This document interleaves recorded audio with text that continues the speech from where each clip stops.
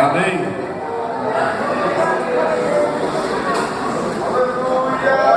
Salvai-vos desta geração perversa. Estas foram as palavras que o apóstolo Pedro usou logo após a descida do Espírito Santo.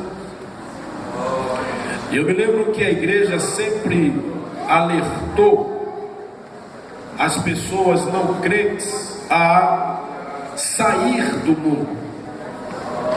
A mensagem era de aviso, era de advertência.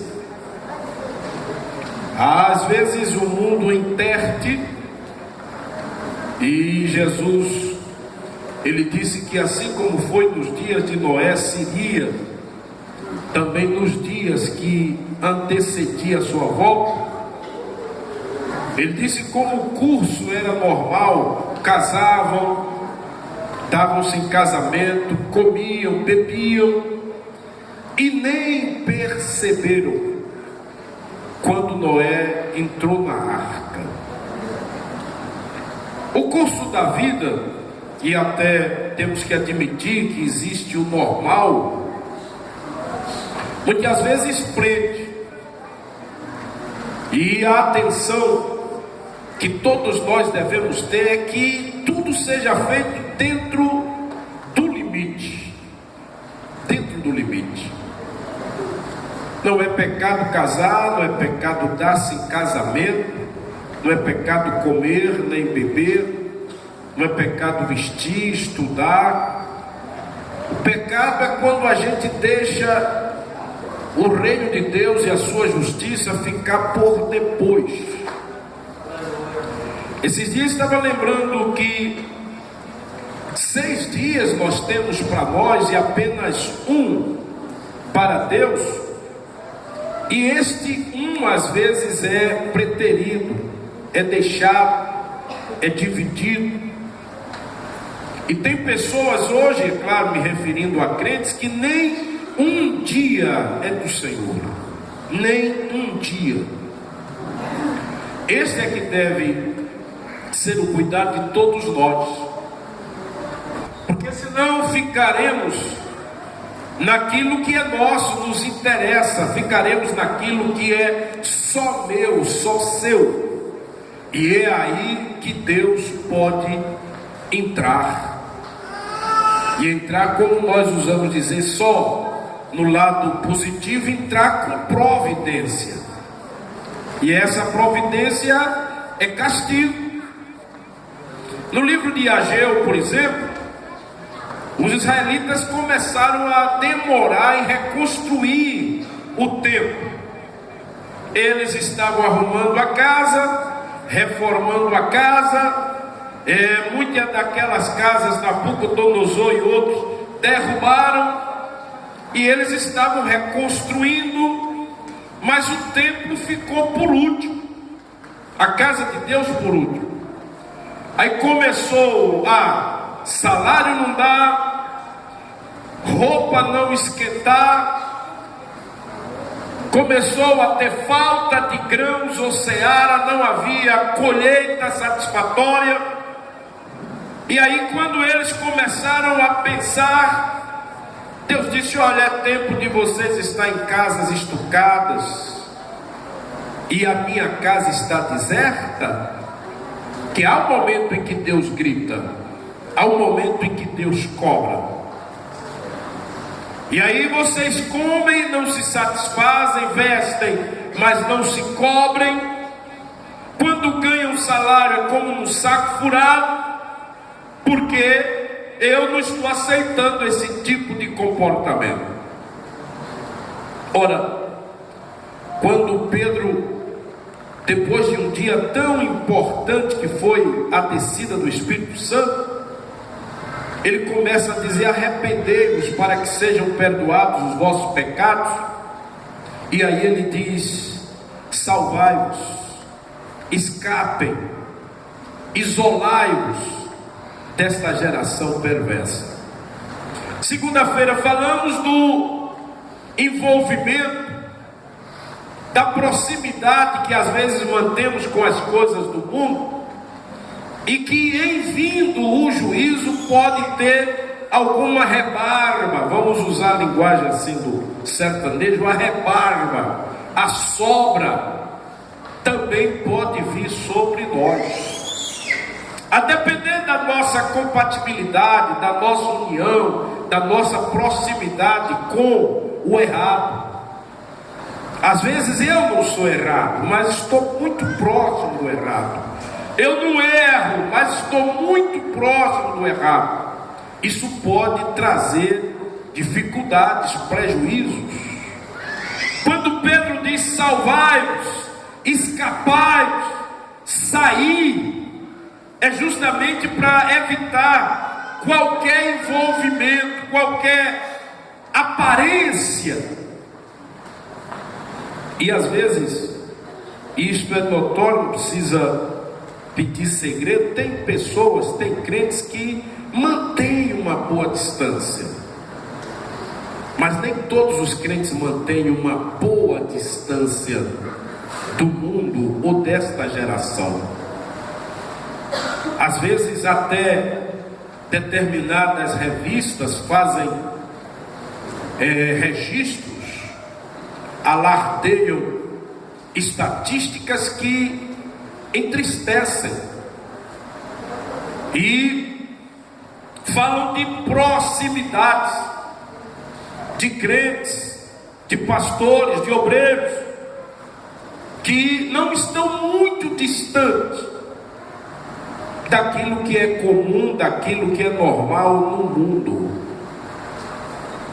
Agora, por exemplo, estamos vendo a Lava Jato, não é, lavando mais ligeiro, não é? Porque Lava Jato é aquele que lava com jato e que lava a jato, quer dizer, mais rápido. Então, pelo menos está tendo uma certa ligeireza aí, e aí aparecem nomes de alguém que se dizem crentes. É um garotão, né? Nome garotinho, mas já cresceu, um garotão. Por conseguinte, a mulher, não é? É um Lindenberg Farias que de vez em quando sintoniza o Senado e que fala com tanta veemência defendendo o PT. Eu descobri que ele era crente porque um dia o Magno Malta, ironizando, disse: eu vou falar com o seu pastor, vou falar com o seu pastor para lhe dar um, você está muito tal. Quer dizer, quando é agora já o nome aparece, é o Cunha. Gente que se dizem crentes e que fazem e que estão na mesma balança dos infiéis. A palavra de Deus é: salvai-vos desta geração perversa. Às vezes também começo a pensar no mundo como se fosse um bolo, e tem fatia desse bolo que a gente não quer. Lá ele, o sangue de Jesus, sai de mim. Mas tem coisa que a gente mas não é bem assim não. Aí começa a haver uma certa conivência.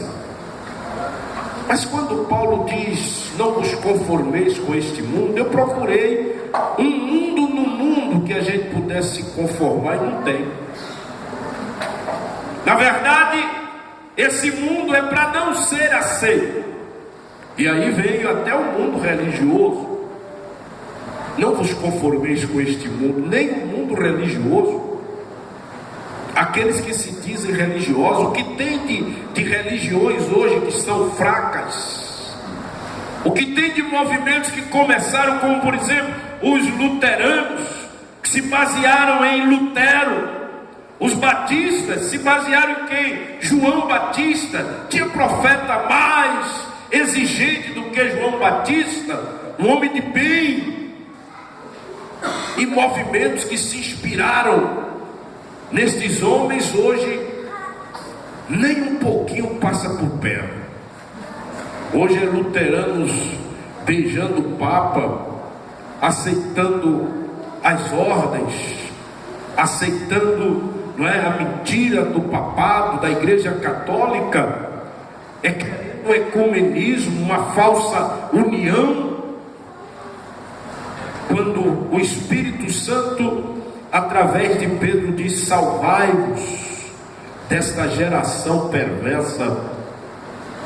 Até porque quem conhece Deus e também sabe que no momento em que Deus se ira, a coisa fica feia.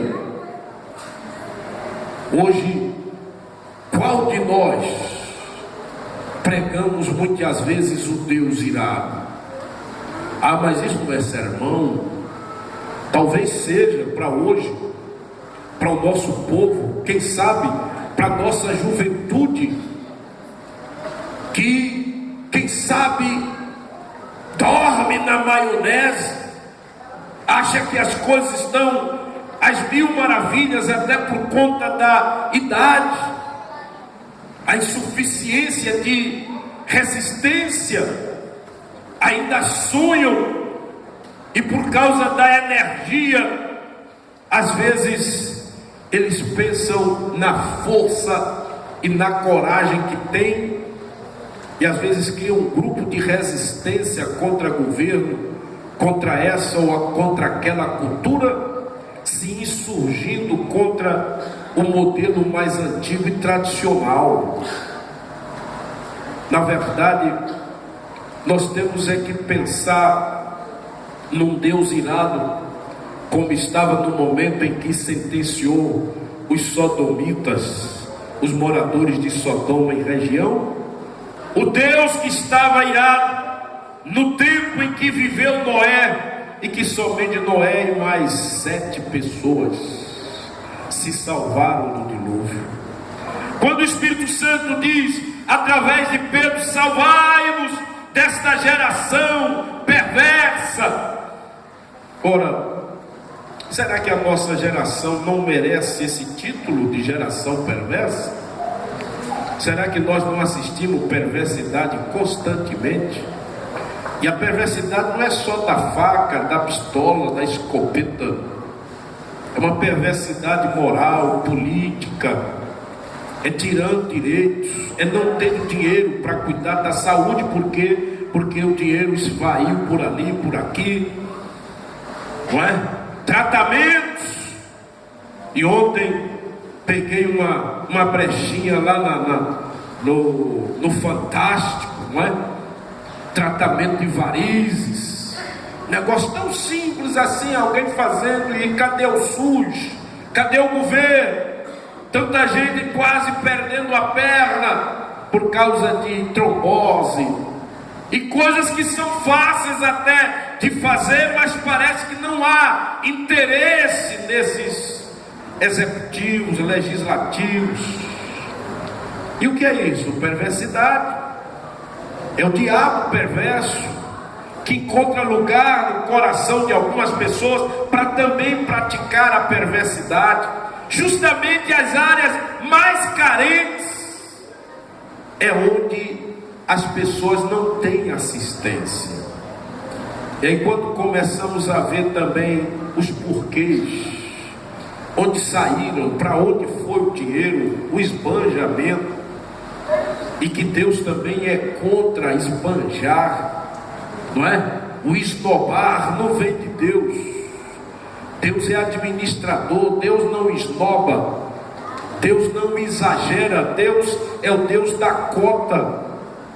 Deus tem cota para todas as coisas, e a própria legislação impôs uma cota ou uma verba para cada coisa, só que os executores não cumprem, e aí começam a bagunçar realmente a vida social das pessoas. Mas não é somente isto, a perversidade, até mesmo religiosa.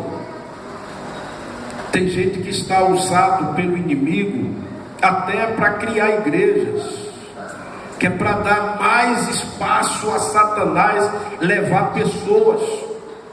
Porque tem igrejas que é simplesmente um faz de conta, é para que os incautos os menos esclarecidos em Bíblia. Pensem, bom, eu estando numa igreja já resolvi meu problema. E aí você, não, eu já tenho minha igreja. Ah, então tá bom. Aí ele se sente amparado pelo guarda-sol daquela denominação que não tem eira nem beira, que quem começou não tem moral nenhuma, não é? E as pessoas se sentem seguros.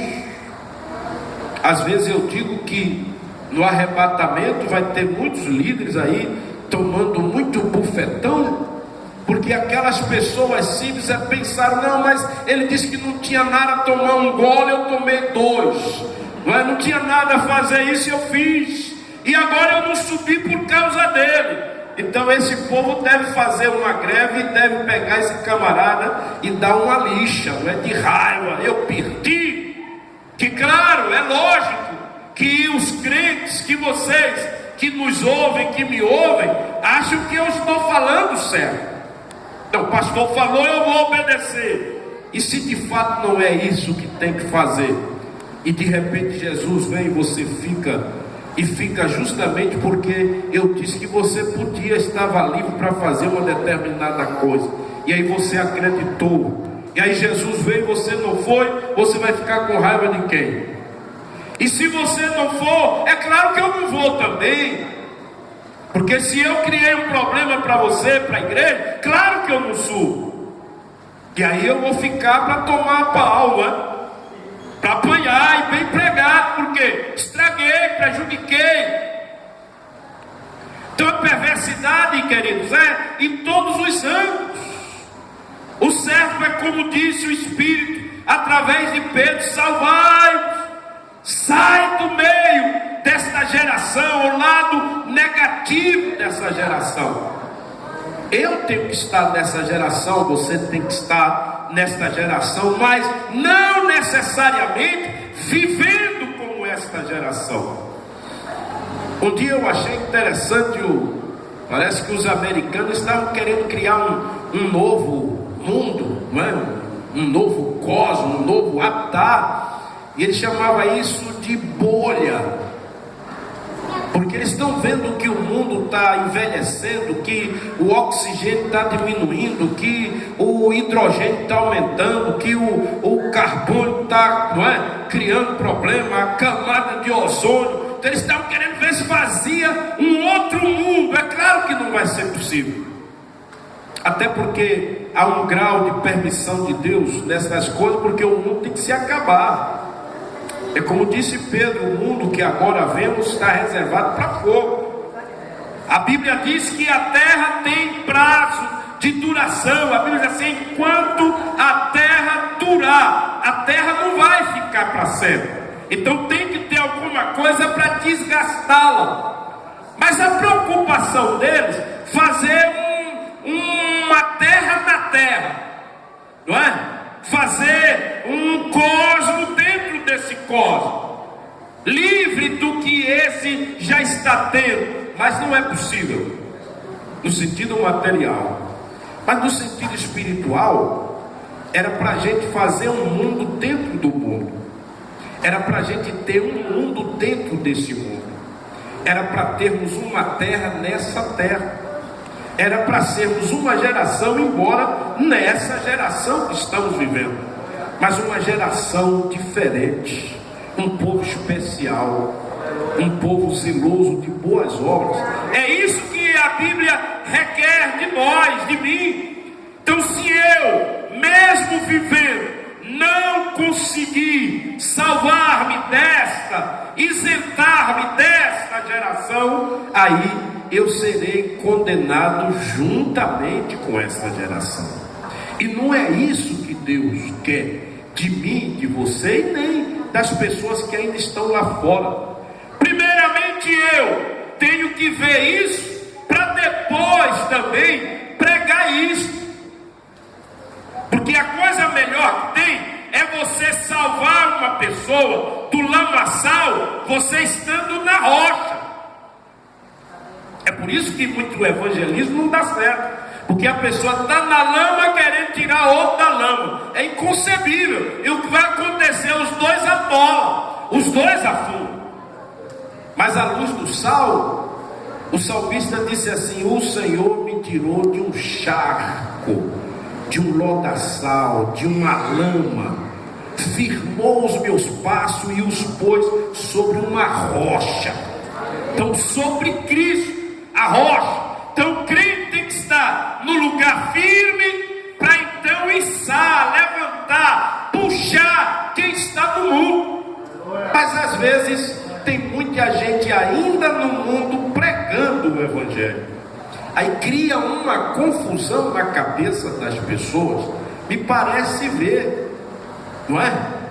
É como você dizer: olha, seja salvo. Mas se você não é, seja crente, mas você não está sendo. Seja liberto. Liberto de quê? Se você não é liberto. Aí é aquela confusão. Mas sair de onde? Para onde?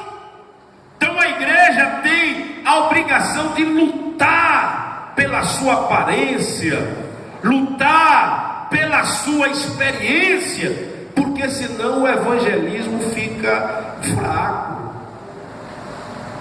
fica impraticável.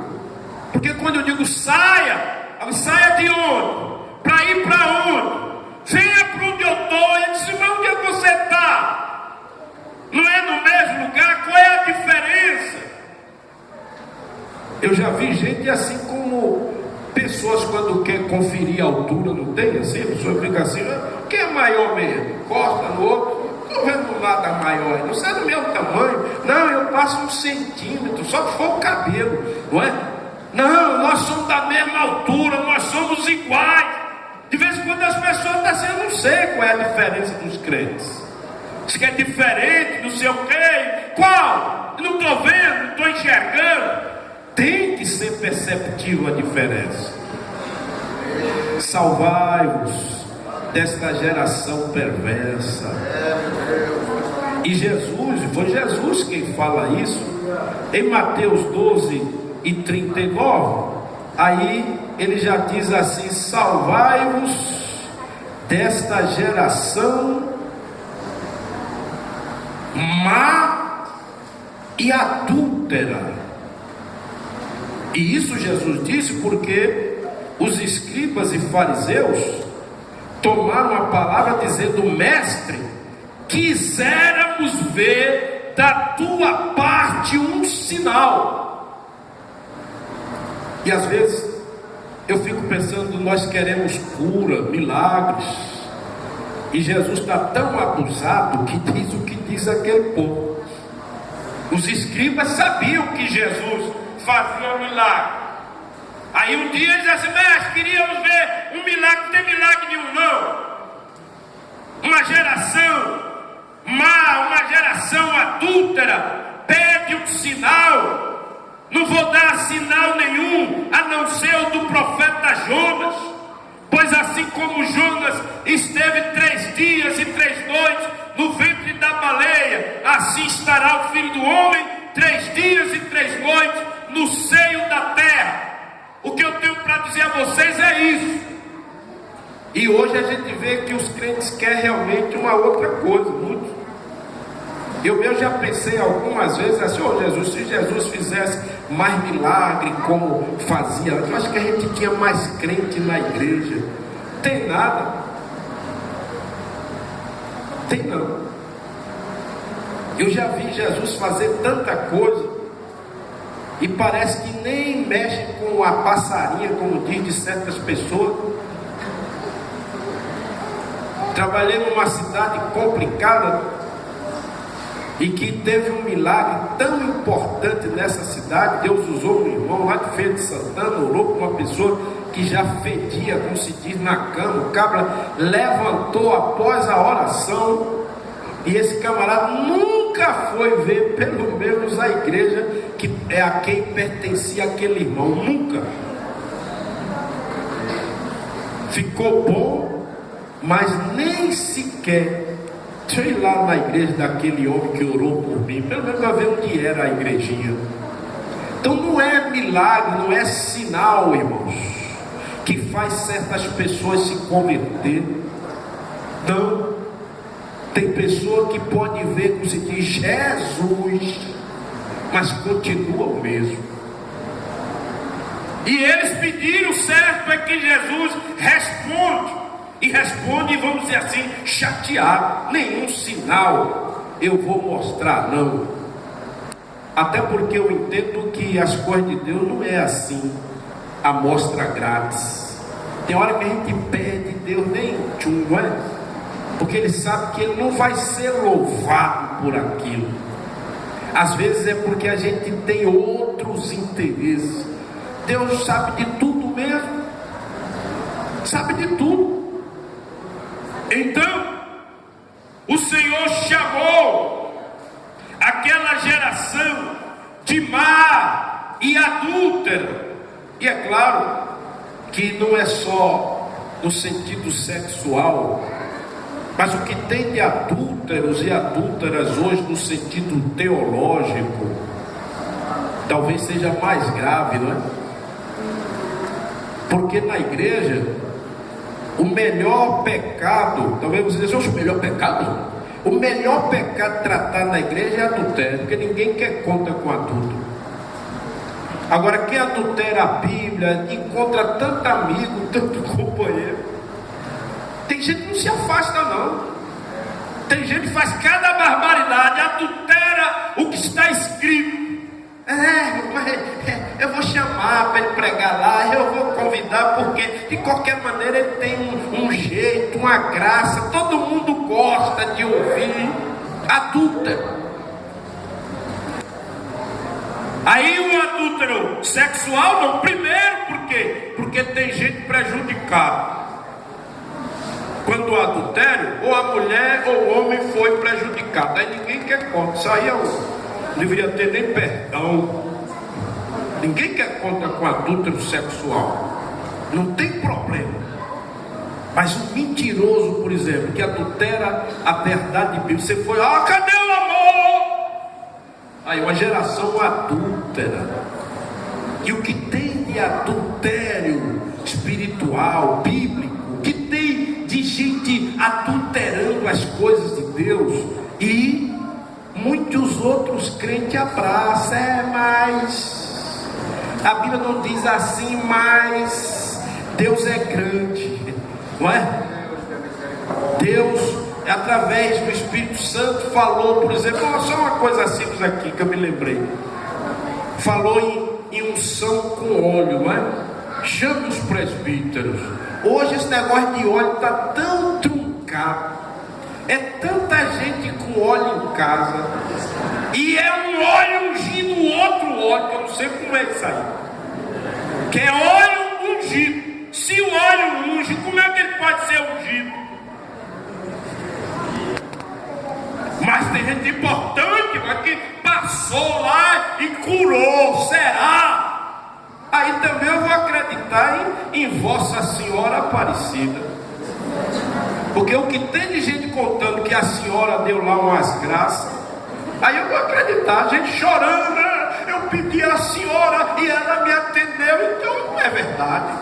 E se isso é verdade, então o negócio está feio. Mas tem gente que alguém adultera essa doutrina da unção, e tem gente que é amigo dessas pessoas.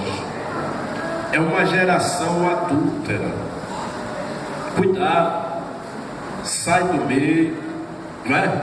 Lá em Apocalipse é também simbólico, quando o Senhor disse a um dos anjos da igreja: tens lá Jezabel, mulher que se diz profetiza, enganando meu povo.